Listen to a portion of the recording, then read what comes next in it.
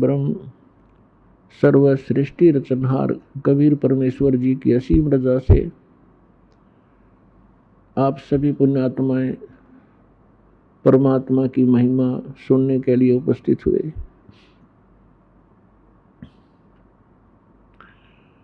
परमेश्वर अपनी जानकारी, अपने विषय में यथार्थ ज्ञान और सारी सृष्टि की रचना की जानकारी स्वयं ही प्रदान करने के लिए इस काल के लोक में सशरीर आते हैं, सशरीर चले जाते हैं।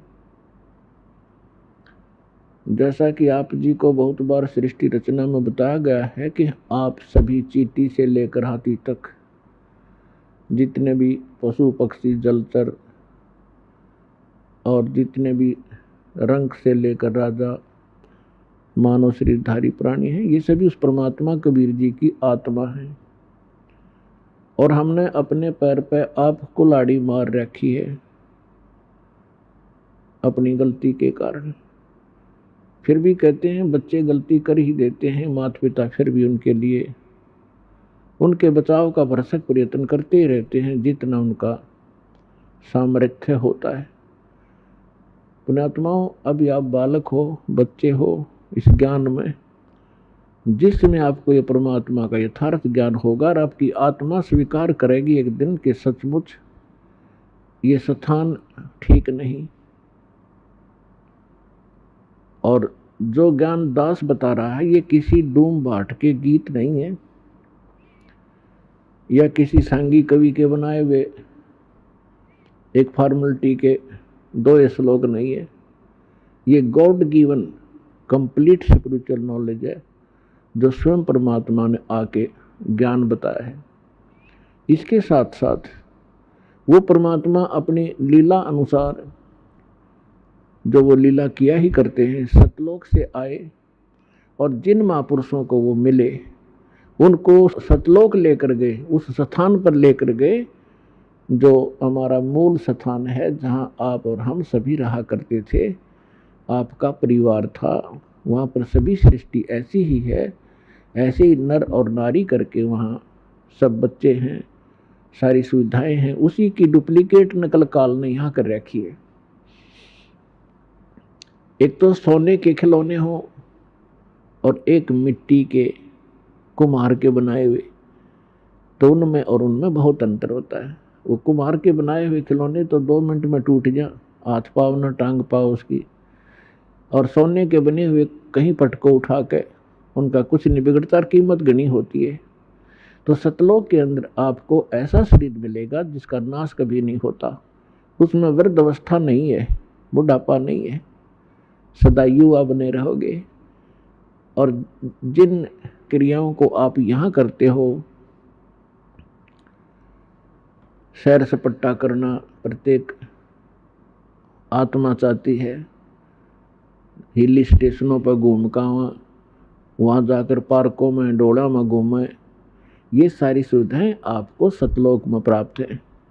प्रत्येक के घरों में ऐसा है। और घूमने के लिए आपके पास विमान है, वहाँ पर विमान, यहाँ तो एक मोटरसाइकिल हो जाए वह बड़ी बात मानते हैं हम, और 6 दिन में तेल डलाना पड़ेगी तो लंबे सफ़र में जावत है। तो वहाँ कुछ भी नहीं है, निष्कर्म मोक्ष वहाँ प्राप्त होता है, बिना काम किए सारे सुख प्राप्त होंगे, लेकिन वो होगा यहाँ किए हुए का प्रतिफल। जैसे बच्चा विद्यालय में जाता है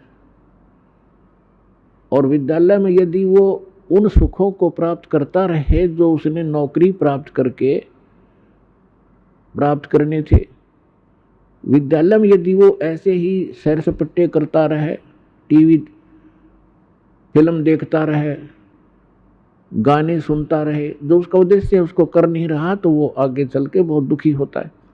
इसी प्रकार वो जो विद्यार्थी अपने सच्चे दिल से पढ़ाई कर जाते हैं, सफल हो जाते हैं, तो फिर उसको उस फील्ड में जा करके वो सुविधाएं प्राप्त होती हैं जो उसकी शिक्षा का ही प्रतिफल होता है। ठीक इसी प्रकार आप जी विद्यार्थी हैं जिनको मानव शरीर प्राप्त है, ये सब ड्रेस है अलग से। जैसे विद्यालय में जाने वाले विद्यार्थियों की अलग से पोशाक होती है। इसी प्रकार आप जी को जिनको मानव शरीर प्राप्त है पूरे विश्व में, ये परमात्मा पाने वाली यूनिवर्सिटी में, विद्यालय में प्रवेश प्राप्त कर चुके हैं।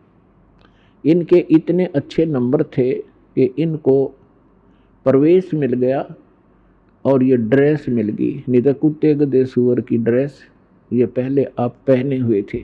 जिसको भी आज मानव शरीर प्राप्त है या कभी भी होता है तो उसका उद्देश्य भिन्न होता है, और उद्देश्य को छोड़कर वे यहीं पर कोठी बंगले कार सांग सिनेमे ताश खेलते रहते हैं, राजनीतिक गपौड़ मारते रहते हैं, तो विद्यार्थी फेल हो जाते हैं। और फेल होने के बाद फिर उनको कितना कष्ट होता है। और जो बच्चे पढ़ जाते हैं, शिक्षा ग्रहण कर जाते हैं अच्छी लगन लगाकर, आगे चलकर उनको बड़ा सुख प्राप्त होता है। इसी प्रकार आप विद्यार्थी हैं, इस दास के बताए अनुसार ये सिलेबस आप करते रहोगे, अपना दैनिक कार्य भी करते रहो, परमात्मा में विशेष रुचि बनाओ। ज़्यादा समय परमात्मा की महिमा सुनने और सुनाने में, मंत्र के जाप करने में, सुबह शाम और दोपहर की जो नित्य नियम बताए हैं उनके करने में ज़्यादा समय लगाओ। और जो कार्य आप कभी नहीं कर सकते थे और ना ही आप सोच सकते थे कि हमें ये सुविधा प्राप्त हो सकती है इस जीवन में, फिर ये परमात्मा आपको यहाँ के भी सुख देगा। लेकिन इन सुखों से आप परिचित कर दिए जाओगे कि इस सुख को प्राप्त करके परमात्मा में रुचि कम मत करना, नहीं तो आप फिर यहीं रह जाओगे। इसका बहुत भयंकर परिणाम आपको भोगना पड़ेगा। तो पुण्यात्माओं, आप बालक हो, आपको पता नहीं आप किस गंदे लोक में रह रहे हो। ये स्थान ठीक नहीं है। यहाँ पर चाहे आज कोई कितना सुखी नजर आता है और संपन्न परिवार है, सब बच्चे भी अच्छे, कोई सर्विस कर रहा है या कोई अपना बिजनेस ठीक कर रहा है, बाल बच्चे हैं, सारी सुविधाएं उपलब्ध हैं, ये आपके पूर्व जन्म के जो शुभ संस्कार हैं वही प्राप्त हैं, और उनको आप आराम से खर्च रहे हो। आपका बैंक बैलेंस है। जब तक आप किसी भी व्यक्ति का बैंक बैलेंस है, यानी पूर्व का संचित धन उसके पास उपलब्ध है, और उसको वो किसी प्रकार खर्चो खराब करो, कहीं प्रयोग करो, जब तक वो पूंजी रहेगी तो ऐसा लगेगा जैसे ये कुछ भी काम नहीं करता, फिर भी सारी मौज मार रहा है। लेकिन जिस दिन वह पूंजी समाप्त हो जाएगी, फिर भाई को टूक भी नहीं मिलेंगे खाने को, क्योंकि उसने आगे कोई कार्य कर नहीं रहा, पूर्व की पूंजी ही खर्च कर रहा है। तो जो सच साधना नहीं करते और जो साधना करते हैं, शास्त्र विधि त्याग कर मनमाना आचरण करते हैं, वो दोनों ही अपना जीवन नाश कर रहे हैं। और एक सबसे बड़ी भूल अज्ञानता के कारण हमारे ये लगी हुई है कि हम देखते हैं अमुक व्यक्ति ना कोई कभी परमात्मा को याद करता है और ना कोई ऐसा धर्म कर्म करता है, सारा दिन अपना मस्ती में रहता है, घूटी लगाता है, और फिर भी उसको सारे सुख प्राप्त हैं। परिवार भी ठीक है, बच्चे भी ठीक लाइन पर लगे हुए हैं, और सब संतान भी है, पोता पोती सब कुछ है। और एक भक्त है, वो सब भक्ति भी कर रहा है, दान धर्म भी करता है, सत्संग में भी आता है, और उसको फिर भी कोई ना कोई ठूठा होती रहती है, कोई ना कोई कष्ट घेर ही लेता है। अब बगैर ज्ञान के, बिना ज्ञान के प्राणी यहाँ मार खा जाता है।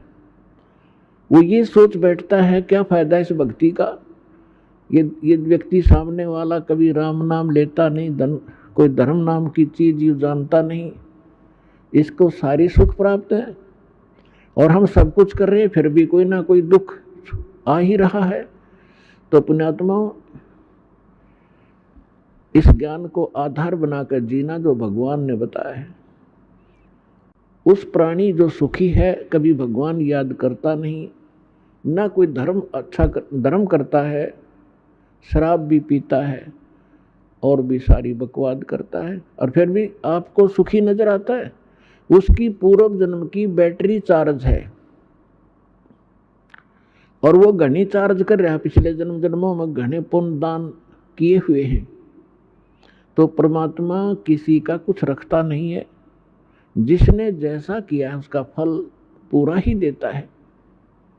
अब जैसे इन्वर्टर की बैटरी चार्ज कर रखी है, आगे चार्जर हटा दिया या चार्जर लगा रखा है तब बिना लाइट के प्लग में बगैर विद्युत के कनेक्शन नहीं जिसमें ला रखा हो, तो वो है जो शास्त्र विदिता क्रमण मान आचरण करते हैं, वो अपना चार्जर उनमें ला रहे हैं जिनमें लाइट नहीं है, बिजली नहीं है, नकली पंथों और संतों के पास गलत साधनाएं करते हैं। और जो बिल्कुल नहीं लगा रही चार्जर, साधना करते ही नहीं, वो फिर भी सुखी हैं, तो वो बैटरी चार्ज है उनकी। और जो नकली स्थान पर प्लग जिसमें बिजली है नहीं उसमें प्लग लगाए बैठे हैं और वो भी सुखी महसूस करते हैं अपने आप को, क्योंकि उनकी भी बैटरी अभी चार्ज है, लेकिन वो चार्जर ठीक नहीं है। और जो नहीं लगा रहे वो भी ठीक नहीं है। जब तक उनके पूर्व जन्म के पुण्य चलेंगे तब तक तो वो सुखी नजर आएंगे, और जब शुरू होगा पाप का दौर, कैर पे कैर टूटेंगे उनके समझ में नहीं आओगी अब बन क्यों कर गई, हमारे साथ क्या बन गई। तो भक्तों को इस बात को ध्यान रखना चाहिए कि परमात्मा, यदि आपको कोई कष्ट भक्ति करते करते भी हो रहा है, एक आधा अनजान भक्त कहता है जी मैंने पाठ भी करा दिया, ज्योति भी बोल दी, सारा भक्ति भी कर रहा हूँ, 1 साल हो गया है और फिर भी मुझे ऐसा हो गया, मेरी भैंस मर गई, कोई लाभ नजर आ नहीं रहा। अरे भले आदमी, यह भी कोई बात कही आपने? तो बिना समझ का आदमी ये बात कर सकता है व्यक्ति। जैसे सर्दी के मौसम में आपको सलाह दी गई अपने माता पिता के द्वारा, बेटा स्वेटर पहन लो, जराब पहन लो, जूते पहन लो, और सर्दी ज़्यादा है। अब जराब भी पहन रखी है, जूते भी पहन रखे हैं, कमीज मोटा पहन रखा है और स्वेटर भी पहन रखी है, और फिर भी सर्दी महसूस हो रही है। तो क्या वो बच्चा ये कहेगा कि मैंने सारा कुछ पहन रखा है फिर भी सर्दी लग रही है, इन्होंने क्या बचाव किया मेरा? अपने आत्माओं, कई भक्त अनजान कहते हैं मुझे कोई लाभ नहीं हुआ, मैं तो भक्ति ही छोड़ दूंगा। तो ये बातें इस ज्ञान को सच्चे ढंग से अच्छी तरह ना समझने के कारण ही ये मन में इस प्रकार की जो दुर्भावनाएं पैदा होती हैं। उसके लिए सत्संग ध्यान से सुनना चाहिए। अब जिस व्यक्ति ने सर्दी के सारे कपड़े पहन रखे हैं और फिर भी सर्दी महसूस हो रही है, तो वह सर्दी घनी है। और वो यूं कहे क्या फायदा है इन कपड़े के पहनने का, जर्सी पहन रहा, स्वेटर पहन रहा। तो उसका समाधान ये है कि यदि ये ना पहन रखे होते तो नमूनिया होकर मर जाता है। तो पहले इन्होंने अपने सत्र का बचाव कर रखा है आपके, लेकिन सर्दी घनी है या लगती रहेगी, हानि नहीं कर सकेगी आपको अब। और ये ना पहन रहा होता तो नमूनिया होकर मर जाता। तो पुण्यात्माओं, जो भक्ति आप कर रहे हो, साधना कर रहे हो, पुण्य करते हो, दान करते हो, ये आपको स्वेटर, जर्सी और जुराब पर आई जा रही है, और फिर भी कोई हानि हो रही है तो होने दो वो, क्योंकि आपके पाप कर्मों की सर्दी घनी है, लेकिन वो हानि नहीं कर सकती। थोड़ी बहुत आपको आभास अवश्य होगा, जैसे हाथ ठंडे हो गए, कान्ना का ठंडी ठंडी हवा लग रही है, लेकिन हानि नहीं कर सकता आपको, क्योंकि आपने बहुत बचाव के कपड़े डाल रखे। इस बात को ध्यान रखना। और दूसरी बात ये है कि कबीर परमेश्वर जी कहते हैं हमारा दिल डांटने के लिए, दिल डांटने का मतलब इस मार्ग पर स्थिर रखने के लिए और यथार्थ ज्ञान बताते हैं। कबीर सुख के माथे पत्थर पड़ो, जो नाम हृदय से जावे, बलिहारी उस दुख के जो पल पल नाम रटावे। अब परमात्मा कहते हैं इसे सुख के आग लगे भाड़ में जावे, जिस तो भगवान की भूल पड़े, आपका नाम याद ना आवे परमात्मा, ऐसा सुख मत देना। और बलिहारी व दुख के जो पल पल नाम रटावे। पुण्यात्माओं देखो, हमें अभी तक ज्ञान तो कह भी नहीं था अध्यात्म मार्ग का।